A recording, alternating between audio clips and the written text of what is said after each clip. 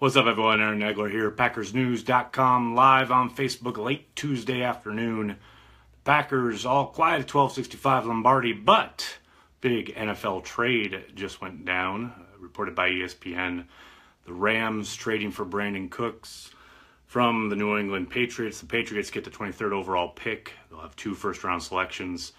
The Rams keep loading up with their quarterback on his rookie deal, adding to a off-season haul, which, first blush, sitting here early April, they're going to be a pretty formidable foe in the NFC. But Packers-wise, not a whole lot to discuss, not a whole lot to talk about news-wise, but I did think I'd jump on and see what's up with everyone, see how everyone's feeling on this fine Tuesday afternoon.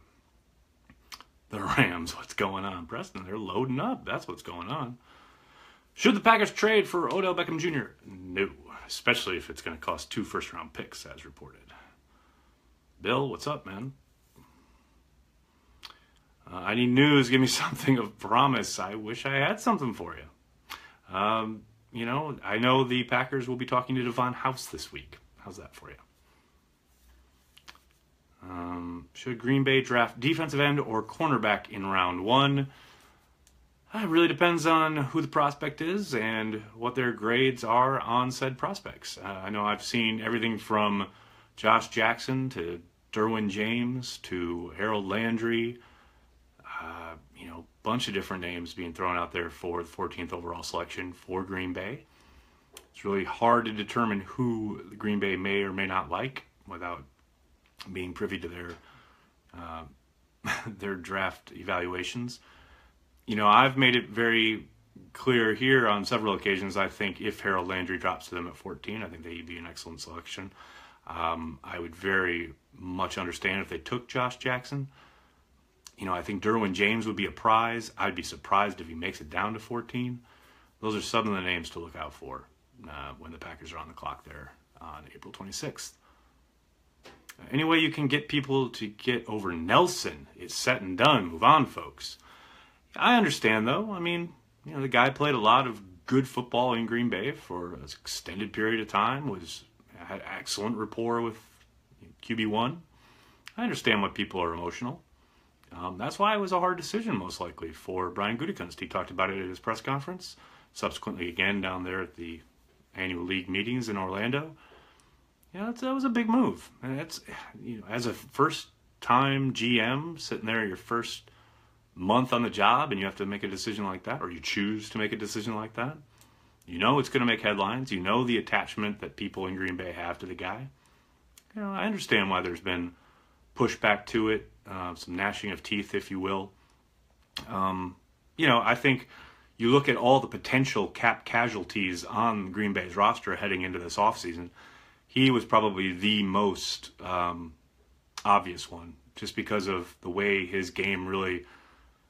You saw the beginning of the end, and I'm not saying he's done. I'm sure he's going to go on and be productive in Oakland with John Gruden and Carr and Amari Cooper opposite him.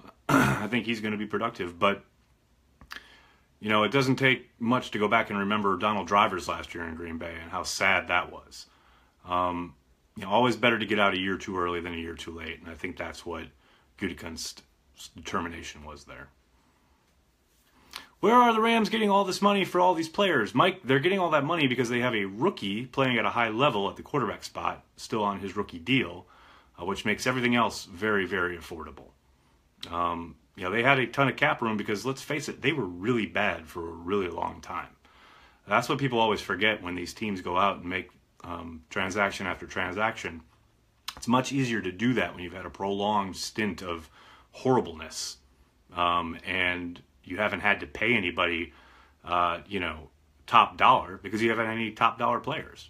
Now, let's just say they're making up for lost time. Now, long term, we'll see how this all shakes out. And I'd also caution against crowning anybody in April. We've seen dream teams come and go before. They've collected obviously a very impressive array of talent. But it all has to gel. It all has to work. Injuries are going to happen. That's part of life. That's part of football. That's why somebody asked me on Twitter, are they the favorites sitting here in early April? And There's so much left to go, so much left to do in free agency and the draft. And then camps will come, off-season workouts will come before that. Injuries will happen, off-season, off-field stuff will happen, you know. So much happens between now and week 1 when these teams kick off. It's just way too early to say anything. Who's the best back in the draft? Well, I think that's Barkley. I know people probably get sick of hearing him, but he's a generational talent. That kid is amazing. And I know people kind of knock him for his running between the tackles is not what some people would prefer, especially for a back who's being talked about being taken in the top 5. I think he's an incredible talent. I'll say, though, Geis he's nipping at his heels, man. I think people are sleeping on him a little bit. And I know the draft community really likes him, and I know, he has had no shortage of people talking him up, but I'm not sure he's on Barkley's level, but he is really, really good. I will say that. Do you think the Packers will trade for Odell Beckham Jr.? No, Jason, I do not. Derwin James or Harold Landry, if both are available at 14. Whew, that is a Sophie's choice right there. I mentioned both of them a little earlier as possibilities there at 14. If they're both there, I suspect the Packers will go with Derwin James. I don't really have any inside information there, but that's just a hunch. Is it better to get your veteran players through free agency or through trades? That's an interesting question. I think a lot of it depends on what kind of contract you're trading for. Oftentimes, what makes players kind of untradeable, so to speak, is because of their contract situation. Although often, especially in today's NFL, you can agree to terms on a new contract prior to any trades going down. That's a good question. I would tend to think free agency would probably be a little better, although usually when players are hitting free agency, there's a reason for it. But in that instance, you don't have to really give up any draft capital for them, so I would probably lean that way. Do you think Gutekunst will do a great job drafting players?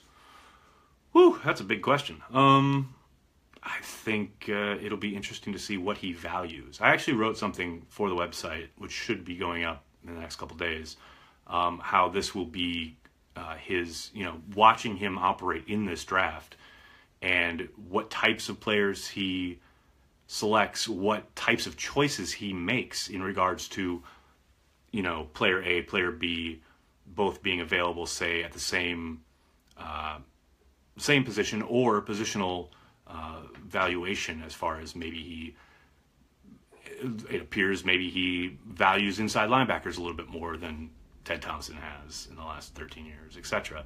Those are the things that'll be interesting to watch as he kind of puts his first imprint on the roster.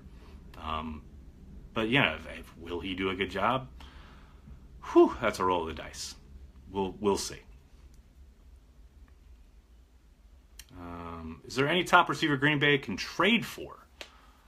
Well, I think you saw Brandon Cooks was available. Although I saw the Rams and the Pats had been talking for about a month.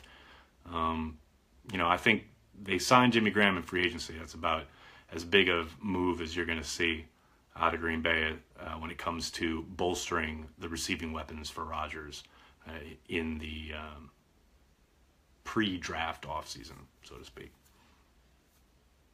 Will there be a draft party at Lambeau this year? I don't know, Mike. I haven't heard anything. I'm sure Rich Ryman on our staff is all over that. If and when it happens, he'll let you know. Make sure you're checking PackersNews.com for all the latest. Sounds like the Patriots are interested in trading Gronk. Not anymore. Actually, ESPN reported because of this Cooks trade, they will not be trading Gronk. But we'll see. Anybody can be had, so I'm sure if someone called the Patriots up and offered something ridiculous for Gronkowski, they could probably pry him away, but we'll see. Your prediction, are the Packers or the Vikings going to win the NFC North? Ryan, check back in August. Eric Reed needs to sign with Green Bay. Why aren't we talking to him and Decker? Oh, Decker I could see, actually. But Reed, I don't think safety is near the need that Packer fans seem to, and some media members seem to believe it is. They drafted Josh Jones for a reason, and I understand he had a very up and down rookie campaign, but they knew there was a good chance that they were going to let Morgan Burnett walk. He has now walked. The plan was to insert Josh Jones, and I think that's what they'll do. McCarthy last week talking about Kentrell Bryce having a good offseason and expecting him to compete for the starting job there. So, they got Marwin Evans as well, who I think showed a lot. He had a great interception last year in his limited playing time. So I think they've got talent there. I'm not saying it's all world talent, but I don't see them committing any kind of free agency dollars to someone like Eric Reed. Hello from California. What's up, Joy? We need to make a splash. Mark, did you miss the first 24 hours of free agency? Just checking. The Packers have made their splash. Decker is old and overrated. I'll agree with the old part. Overrated. Who's rating him? I mean, he'd be a fine veteran pickup. I don't think anyone's sitting here saying he's Jerry Rice incarnate, but, he'd be a fine addition. I don't see them going that way, but we'll see. Vander Esch, do the Packers think he's a first-round possibility? Oh, I know that's the scuttlebutt. I haven't heard that from anybody inside 1265 Lombardi. I know the media is really high on him, and the media has connected him to Green Bay. I haven't heard anything of that nature, but I think the kid's got a lot of promise, got a high upside, high line to sideline kid. I think I saw someone earlier asking if he can play outside. I don't really see that in his game, but I think the possibility is there. Will Bulaga get cut? Ooh, good question, Rick. I tend to doubt it just because I don't know who they would have to replace him. And I know it's frustrating for fans. It's 10 times more frustrating for players and personnel people to have to deal with Bulaga's constant unavailability. But the fact of the matter is, the reason they keep him around is because you see how far off the level of play drops when he's not out there. Now, maybe someone falls to them in the draft that they don't expect to, and they find their replacement at right tackle in the draft and then release him afterwards. But I tend to doubt that happens. I really think they'll most likely stick with him, at least for one more season. We'll have to see a trade back for 2 firsts or a first and a high second. Yeah, I could see that. Ooh, you mentioned Will Hernandez. That kid, whew, baby. He's fun to watch. And, I mean, you talk about solving your right guard problem right there. And I know I've said McCray is in line to probably battle, if not outright win the starting job. But if Hernandez is available, and if that scenario where they had 2 late first-round picks, plug him in, man. That kid he's the real deal. I tend to doubt that happens just because so many quarterbacks are going to go early. That's what it's looking like anyway. I would tend to doubt that, in previous years, there's been a lot of that. Teams trying to jump up into the bottom of the first round to get quarterbacks. But it sure would appear that most of the teams that need quarterbacks are all sitting there in the top 10. So I tend to think if they're going to need somebody, if they want to select a quarterback, they're going to do it then. Now, maybe, just maybe like Lamar Jackson drops to the bottom of the first and some team wants to jump up and get him, then maybe it's a possibility, but we'll see. Trade up to get 2 first-round picks. Well, we'll see.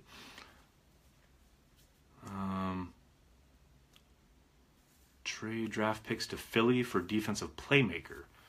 That's a possibility, Walter. I wouldn't totally discount it. I tend to doubt it, though. I think, this is Gutekunst's chance to kind of make the roster his. And I don't see him going out and trading those draft selections for guys from other organizations when he can execute those picks and bring them up through their system. I'm not saying he's going to sit there and be just like Ted Thompson, but sure feels like he has similar Thompson inclinations when it comes to team building and fostering a vibe, a mood, a culture, if you will. When does the regular season schedule come out? Usually the week before the draft. Usually you'll get rumblings of the preseason probably next week, if not later this week. And then I tend to think we'll hear some of the first games in the next 2 weeks, and then I think leading up to the draft usually is when the NFL's full NFL schedule gets released. trade for Josh Gordon. Hey, you know, they got an open line there to Cleveland. Who knows? I tend to think Cleveland keeps Josh Gordon, but we'll see. All right.